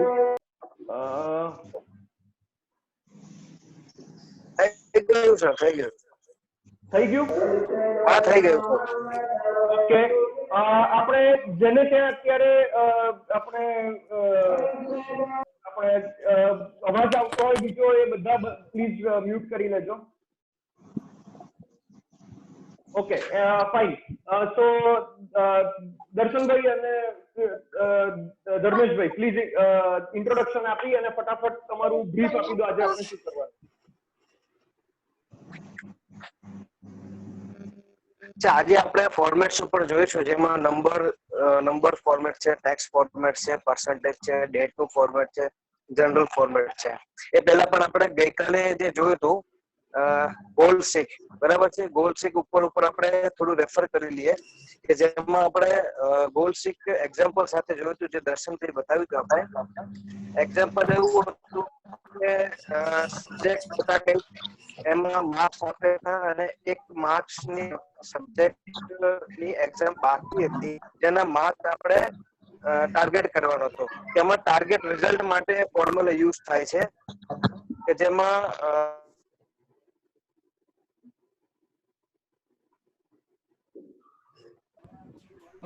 ની અંદર સેલ બતાવી હતી દર્શનભાઈએ, અને જેના પરથી એક સબ્જેક્ટ ના માર્ક નહોતા આપણી પાસે, તો એ કેટલા આવે તો આપણા પર્સન્ટેજ જે પર્સન્ટેજ હતા કેવી રીતે થાય જોયું હતું.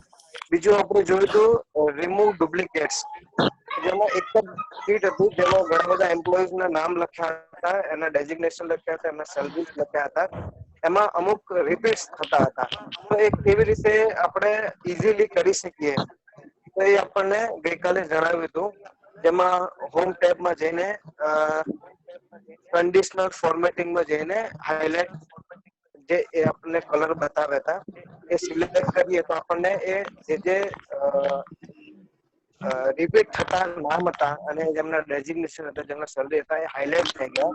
અને પછી રિમૂવ કરવા માટે ડેટા ટેબમાં, ડેટા ટૂલ્સમાં રિમૂવ ડુપ્લિકેટ્સ આવે છે, જેના પરથી આપણે એ રિમૂવ કર્યું હતું. પછી આપણે નંબરિંગ જોયું હતું અને ડેટ નું ફોર્મેટ જોયું હતું. દર્શનભાઈ આગળ સ્ક્રીન ઉપરથી તમને થશે? નહીં, આપણે અત્યારે હવે રિફ્રેશમાં જૂનું નથી અત્યારે કરતા ધર્મેશભાઈ. આપણે અત્યારે આગળ વધીએ અને આજનું જ આપણે જે કરવાનું છે એ કરવાનું. જૂનું થઈ ગયું આજનું. ઓકે, તો હું આજનો વિડીયો સ્ટાર્ટ કરી દઉં દર્શનભાઈ? કરી દો સર. જનરલ ફોર્મેટિંગ માટેનો એક વિડીયો છે, આપણે 5 મિનિટનો, તમે જોઈ લઈએ. Yes, okay.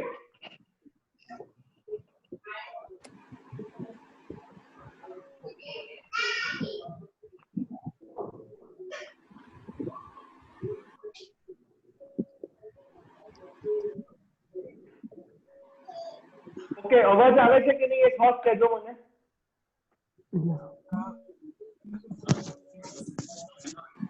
અવાજ આવે છે બધાને? આવી રહ્યું છે.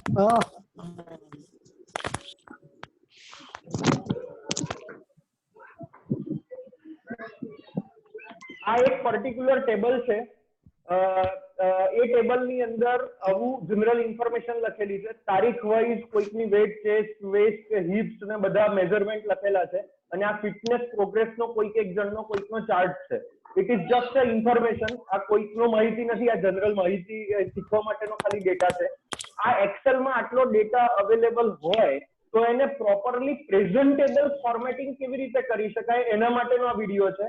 આ બધી વસ્તુઓ આપણી પાસે એક્સેલ ની અંદર રોજ અવેલેબલ હોય છે, પણ આપણે આટલી નાની 5 મિનિટના એ લોકોના વિડીયોમાં કેટલું પ્રેઝન્ટેશન સારું કરી લીધું એમણે, એ વસ્તુઓ આપણે આપણા પ્રેઝન્ટેશનમાં કાયમ નથી કરતા હોતા. તો તો આપણે આ શીખવાની બહુ જરૂર છે. બેઝિક ફોર્મેટિંગ ટૂલ્સ છે એની અંદર, પણ પ્લીઝ તમે બધા બહુ ધ્યાનથી જોજો અને જ્યારે પણ એક્સેલ હાથમાં આવે, કમ્પ્યુટર જેની પાસે હોય એ બધા એને ચોક્કસ રીતે વાપરવાનો ટ્રાય કરજો. પણ હું તમારી સામે આ મૂકું છું. પ્લીઝ બધા શાંતિથી સાંભળજો અને ખાસ જોજો.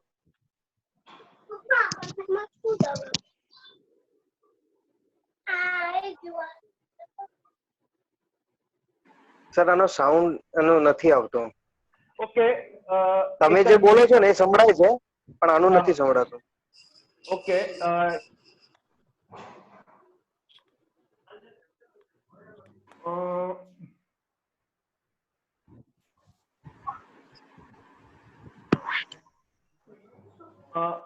હવે સંભળાય છે?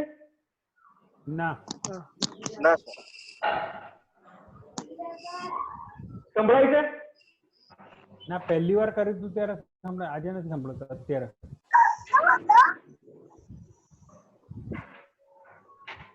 ઓકે, જુઓ અત્યારે હું જેની કોમેન્ટ્રી કરી લઉં છું, તમે બધા સાંભળજો. ઉભા રહો, એક મારી પાસે બીજો ઓપ્શન. એક જ મિનિટ. ઓકે, હવે તમને સંભળાય છે કે નહીં મને કહેજો પ્લીઝ. યસ, સંભળાય છે. ઓકે,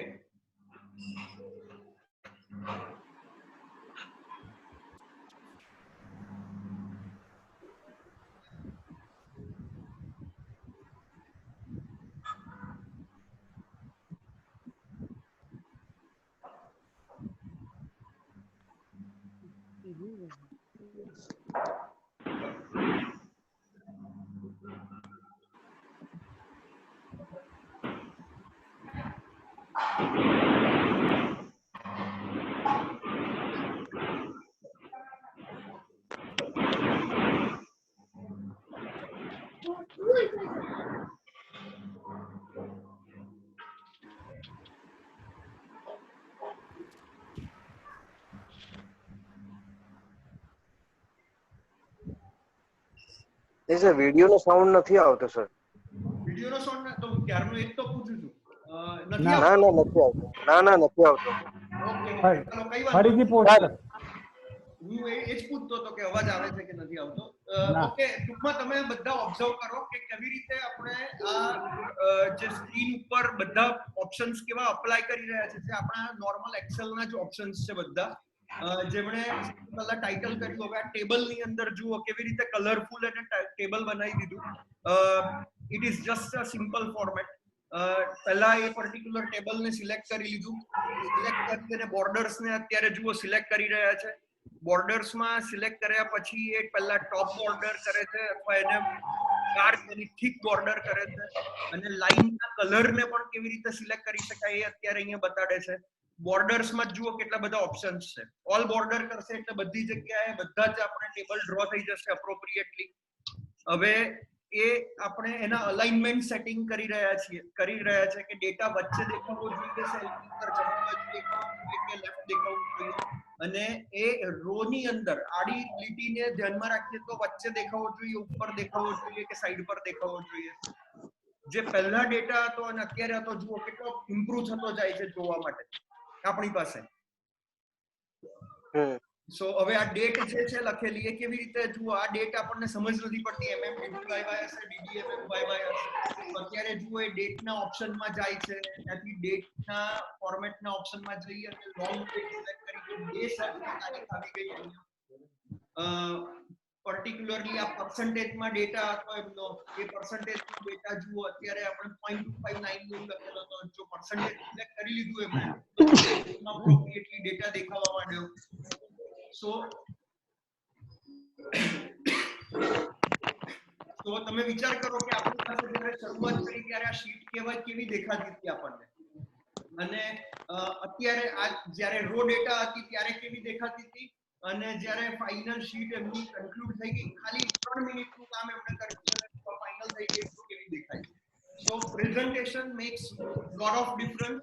એટલે આપણે આપણા પ્રેઝન્ટેશનને બને એટલું સરસ કાયમ કોઈ પણ કામ કરીને રાખી અને આપણે કોઈ પણ જગ્યાએ જમા કરાવીએ, ઓફિસના ફાઇલો ફોલ્ડરોમાં સેવ રાખીએ તો એ કેટલું સારું નીટ એન્ડ ક્લીન દેખાય એ ખૂબ જરૂરી છે.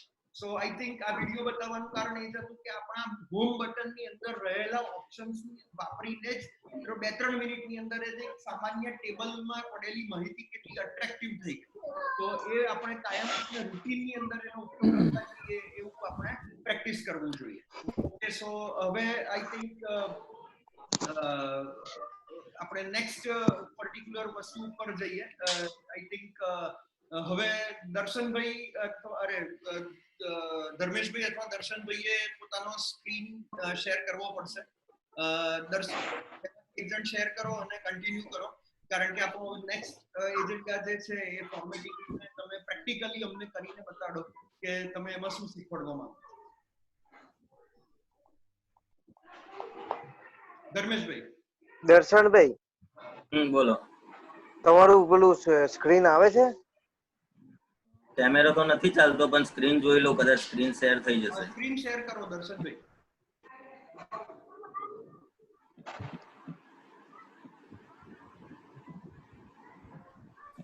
હા, આવે છે દર્શનભાઈ. આવી ગયું Darshanbhai. Okay okay, please go હેડ. ધર્મેશભાઈ તમે કરો છો કે હું કરું? દર્શનભાઈ ચાલુ રાખો ને તમે. સારું.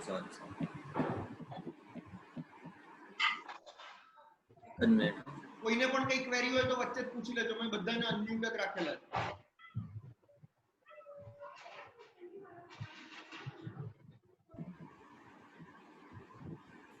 Hello everyone. હેલો. આપને ફોર્મેટ સેલ ઓપ્શન શીખવાનું છે. ફોર્મેટ સેલ ઓપ્શન છે અહીંયા હોમની અંદર આટલો ભાગ જે છે ફોર્મેટ સેલ, એટલે મતલબ અત્યારે આપણે આ સેલ શીખીશું આપણે. તેમાં છે ઘણા બધા ઓપ્શન છે. એક જનરલ છે, નંબર છે, કરન્સી છે, એકાઉન્ટિંગ છે, ડેટ છે, ટાઈમ છે, પર્સન્ટેજ છે, ફ્રેક્શન છે, સાયન્ટિફિક છે. આ એની અહીંયા ઘડી શોર્ટકટ આપેલી છે. પહેલા આપણે જનરલ લઈએ. જનરલમાં આ છે કે દેખાય છે એ શોર્ટકટ દેખાય છે, અને ડિટેલમાં મોર ઇન્ફોર્મેશનમાં જઈશું એટલે ડિટેલમાં આવશે. અહીંયા આગળ મોર નંબર ફોર્મેટમાં, અથવા તમે અહીંયા આગળ જે એરો છે ત્યાં ક્લિક કરશો એટલે ડિટેલમાં એવું ઓપ્શન આવી જશે. જનરલ ઓપ્શનમાં કંઈ ખાસ છે નહીં. જનરલ ઓપ્શનમાં તમે જે લખશો બસ એ પ્રમાણેનું રહેશે. બસ એ એટલું જ હોય છે જનરલ ઓપ્શનમાં. નંબર ઓપ્શનમાં એવું હોય છે કે અહીંયા જે અમુક થોડા નંબર લખી લઉં છું. જનરલ ઓપ્શનમાં નંબર ઓપ્શનમાં હવે જઈશું આપણે. અહીંયા નંબર ઓપ્શનમાં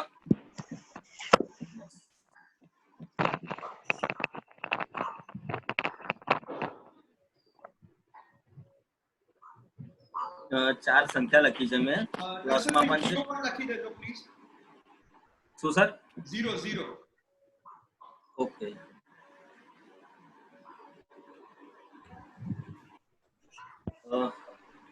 પ્લસમાં પણ લખેલી છે, માઇનસમાં પણ લખેલી છે, અને 0 પણ લખેલું છે. હવે નંબરનું ફોર્મેટ આપણે ચેન્જ કરવું હોય તો પહેલા એ સિલેક્ટ કરવું પડશે આખું, જેટલા નંબર છે ત્યાં. પછી એ નંબર્સમાં જઈશું અહીંયા ગાડીથી. ત્યાં નેગેટિવ અહીંયા ગાડી 4 ઓપ્શન છે નેગેટિવ માટે. પહેલા તો અહીંયા ગાડી ડેસિમલના ઓપ્શન છે કે તમારે પાછળ ડેસિમલ જોઈએ છે, 0 લખેલું જોઈએ છે કે નહીં, એના માટે છે. એટલે અહીંયા ઉપર તમને દેખાશે સેમ્પલ જે અહીંયા છે. રિદ્ધિ છો કે નથી? રિદ્ધિ ઓકે ફાઇન, કન્ટિન્યુ દર્શન. ઓકે, જે અહીંયા તમે ચેન્જ અહીંયાથી લખશો એ તમને સેમ્પલમાં અહીંયા બતાવશે ઉપર. એટલે અહીંયા માટે 2 ડેસિમલ હું રાખું છું, એટલે 2 0 પાછળ આવી જશે. બીજું માઇનસમાં જે આંકડા લખ્યા છે એના 4 ઓપ્શન છે. કાં તો સિમ્પલ માઇનસમાં જેવું તમે લખ્યું છે એ પ્રમાણે માઇનસમાં રહેવા દેવાનું, કાં તો તમારે એને રેડ કરેલું કરવું હોય તો એ પણ થઈ જશે. જે માઇનસ હતા એ રેડ કલરમાં થઈ ગયા. ફરીથી એમાં જઈએ આપણે.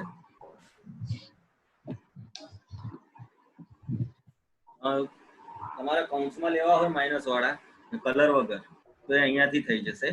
અને રેડ કલરમાં બી કૌંસમાં તમારે લેવા હોય તો એનું પણ આ ઓપ્શન આપેલું છે. એટલે નંબર્સ ના ફોર્મેટ દર્શનભાઈ કરીને ઓકે કરીને બતાડો, કારણ કે ત્યાં નીચે ઇફેક્ટ નથી આવતી. Okay okay okay. આ તો આ મેં બ્લેક કલરમાં અને કૌંસમાં મારે માઇનસ જોઈએ છે, તો જે મેં માઇનસમાં લખ્યા હતા એ અહીંયા બ્લેક કલરમાં આવી ગયા કૌંસમાં, બરાબર છે. ફરીથી સિલેક્ટ કરીને બીજો ઓપ્શન આપણે જોઈ લઈએ કે રેડ કલરમાં અને કૌંસમાં જોઈએ છે મારે. જેવી ફાઇલ જે પ્રમાણે આપણી રિક્વાયરમેન્ટ હોય એ પ્રમાણે આપણે બધું એક્સેલમાં કરી શકીએ. તો અહીંયા આગળ આ મેં રેડ કલરમાં કૌંસમાં મારે જોઈએ છે માઇનસ વાળા ઓપ્શન. તો અહીંયા આગળ કૌંસમાં આવી ગયા. 0 હતો પણ 0 ની પાછળ ડેસિમલ કર્યું એટલે આપણે ડેસિમલ પણ આવી ગયા, 0 પાછળ આવી ગયા છે, બરાબર છે. હવે કરન્સી જોઈએ આપણે. એક જ મિનિટ દર્શનભાઈ, આ જગ્યાએ નંબર્સ ની અંદર આ ડેસિમલ્સ ને કાઢવા હોય તો શું કરવાનું એ પણ બતાડી દો પ્લીઝ. ઓકે, આમ શોર્ટમાં બી થાય છે, આ રીતે પણ થાય છે. પહેલા આમાં જઈને આપણે ડેસિમલ ને અહીંયાથી 0 પણ કરી શકીએ છીએ, તો એ ડેસિમલ જતા રહેશે. અથવા આપણે અહીંયા આગળ આ શોર્ટકટ પણ છે, અહીંથી એડ કરવા માટે ને માઇનસ કરવા માટે. અહીંયાથી પણ તમે માઇનસ કરી શકો છો, ડેસિમલ કાઢી શકો છો, અહીંયાથી ડાયરેક્ટ ડેસિમલ એડ પણ કરી શકો છો. Very good. Okay okay Darshanbhai, હવે આપણે અહીંયા આ જે વચ્ચે કોમાનું ચિહ્ન છે એનાથી શું થાય નંબરમાં? એનાથી કોમા આગળ આવી જશે, પણ અત્યારે 3 આંકડા છે. તો તમે સૌથી પહેલા નંબર 4, 5, 6 આંકડાનો લખો ને કોઈ પણ. હા ઓકે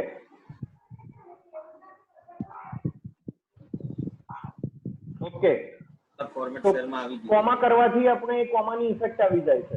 હવે દર્શનભાઈ, મારો એવો સવાલ છે તમને કે આ કોમા તો આવી ગયા, પણ આપણને એક્ઝેક્ટલી કોઈ અમાઉન્ટ લખો ને, 10 લાખ રૂપિયા લખો, એક્ઝેક્ટ 10 લાખની અમાઉન્ટ લખો, નંબર એ જગ્યાએ એ 1 2 3 4 લખી કે ઓકે 9 લખો, વાંધો નહીં, 10 લાખ લખો. ભાઈ બધા સાંભળજો, મારો પ્રશ્ન બહુ રિલેવન્ટ છે. ઓકે, હવે આ 10 લાખ જે લખ્યા એમાં આપણે ગુજરાતીમાં જયારે શીખ્યા છીએ ત્યારે 10 લાખ લખતી વખતે કોમા ક્યાં આવે? પહેલા પાછળના 3 ડિજિટ પછી કોમા આવે, પછી 2 ડિજિટ પછી કોમા આવે. એની જગ્યાએ આમાં 3 ડિજિટ પછી આવે છે. તો દર્શનભાઈ, આમાં મને 10 લાખમાં પેલું 10 પછી કોમા આવે એવું કેવી રીતે થઈ શકે? અત્યારે 1 પછી કોમા આવે છે, મને 10 પછી કોમા જોઈએ છે. આપણે ગુજરાતીમાં જે શીખ્યા છીએ ગણિતની અંદર, મેથ્સની અંદર કે 10 લાખ લખ્યા હોય તો 1 મિલિયનની અંદર વંચાય. 1 મિલિયન માટે આ અંગ્રેજી એટલે ઇંગ્લિશ મીડિયમ માટે છે, આ 1 મિલિયન રીડ કરવા માટે. પણ જ્યારે મારે અને ગુજરાતીમાં 10 લાખની જેમ વાંચવા હોય ને કોમા મારે 10 પછી લાવવો હોય, 1 મિલિયન તરીકે ના જોઈતો હોય તો શું થઈ શકે?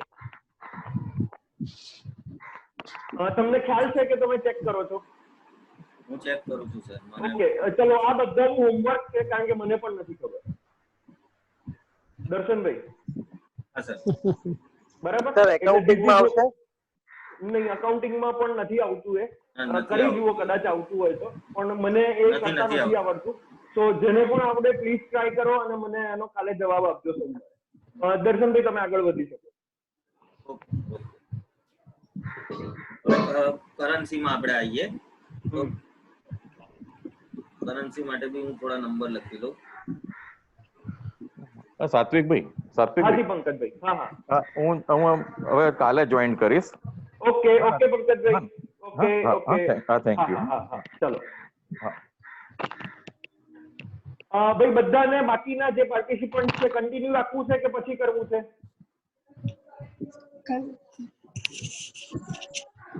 Rest of the participants, please say yes, no. Sureshbhai? હા સર. એક જ minute. Reena madam, Riddhi mute છે કદાચ.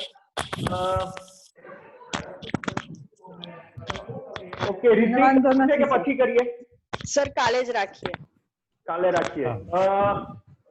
ઓકે, સારું. તો આપણે છે ને હોમવર્ક ની અંદર વિડીયોઝ છે બધા દર્શનભાઈ અને ધર્મેશભાઈ મૂકી દઈએ છીએ, અને આપણે એના પર ક્વેશ્ચનર પછી રાખીએ છીએ. I think let's end. બિલકુલ. યસ. Okay, fine. ચલો, thank you so much. We have really good session today. અને આજે આપણને ટેક્સની બાબતમાં પ્લસ આપણે ઇન્ટ્રો ઇન્ટ્રોડક્શન આપણી જાતને કરવા માટે પણ, અને એક્સેલ ની અંદરનો એક આપણે સામાન્ય ફોર્મેટિંગ નો વિષય જોયો, અને એક જનરલ ફોર્મેટિંગ ની અંદર જે આપણું ફોર્મેટ સેલ્સ ને કેવી રીતે અપ્લાય કરવાનું અથવા કેટલા ઓપ્શન્સ છે એ અત્યારે દર્શનભાઈ આપણી આંખોની સામે મૂકેલા છે, જે આપણે અત્યારે અડધા છોડીએ છીએ, પણ આને રિલેટેડ વિડીયો, ઓડિયો અને હોમવર્ક આ ત્રણેય ટોપિક્સ અને સબ્જેક્ટ પરનું લગભગ 1-2 કલાકમાં તમારી પાસે આવી જશે. બહુ ઇઝી ફોર્મેટની અંદર હશે, જ્યાં તમારે પર્ટિક્યુલર હોમવર્ક કરવાનું રહેશે. કોઈ પણ કન્ફ્યુઝન હોય તો પ્લીઝ વિધાઉટ એની ટેન્શન પહેલા શ્યામનો તમે સંપર્ક કરી શકો છો એ ક્વેશ્ચનને પૂછવા માટે કે કેવી રીતે શું કરવાનું છે. જો શ્યામનો ફોન અવેલેબલ ના થાય કે એવું કંઈક થાય તો મને પણ તમે ફોન કરી શકો છો. પણ સોમવારે સાંજે આપણે ફરી ભેગા થઈએ 4 વાગે, તે પહેલા મને બધાનું કમ્પલસરી હોમવર્ક જોઈશે અને જોઈશે જ, એન્ડ ઇટ ઇઝ કમ્પલસરી. તો પ્લીઝ એને ધ્યાનમાં રાખજો અને બહુ જ ઓનેસ્ટલી એ હોમવર્ક કરજો, કારણ કે it is only for your development, our development of the skills which are really required. Basic છે બધી વસ્તુઓ, અને એ જેટલો એનો મહાવરો આપણે વધારે કરીશું એટલું જ આપણે વધારે સારું બેટર પરફોર્મન્સ કરવાની સ્પીડ અને એક્યુરસી બંનેમાં આપણે બેટર કરી શકીશું. I think thank you so much. આપણે સોમવારે 4 વાગે મળીએ છીએ, કાલે આપણે નથી મળતું. So let's meet. કાલે મળવું છે આપણે કાલે 4 વાગે પંકજભાઈ? સર કાલે આ હોમવર્ક જે છે એના માટે સમય આપીએ, વિડિયો જોશે, વધારે ખ્યાલ આવશે કાલનો દિવસ. Okay, fine. So I think કાલે હોમવર્ક નો ડે રાખીએ છીએ અને સોમવારે 4 વાગે મળીએ છીએ. ઓકે બરાબર. Okay, thank you so much everybody. Thank you so much. Take care.